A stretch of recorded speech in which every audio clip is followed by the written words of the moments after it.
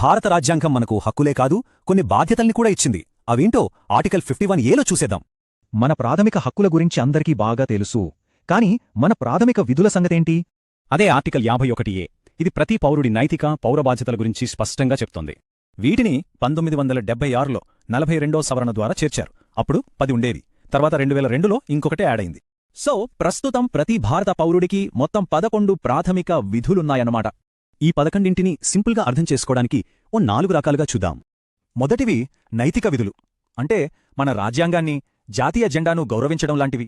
తర్వాతవి సామాజిక విధులు, మన సాంస్కృతిక వారసత్వాన్ని కాపాడుకోవడం ఇందులో భాగం. ఇక పర్యావరణాన్ని కాపాడటం, సైంటిఫిక్ ఆలోచనలు పెంచుకోవటం కూడా మన విధులే. చివరిగా పౌర విధులు, అంటే పబ్లిక్ ప్రాపర్టీని కాపాడటం లాంటివన్నమాట. సరే, ఇవన్నీ బానే ఉన్నాయి, కానీ అసలు ప్రశ్న ఏంటంటే వీటిని కోర్టులో అమలు చేయగలమా?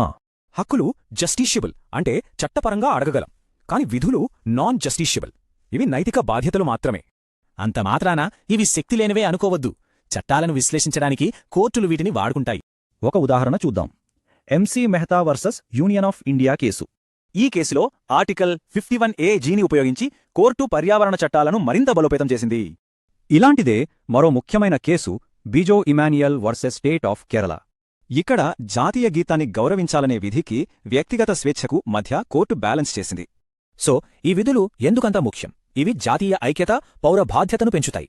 హక్కులతో పాటు బాధ్యతలు కూడా ఉంటేనే దేశం బలంగా ఉంటుందని ఇవి గుర్తుచేస్తాయి. ఇవి రాజ్యాంగంలోని ఇతర భాగాలతో ఎలా కనెక్ట్ అయ్యున్నాయో చూద్దాం.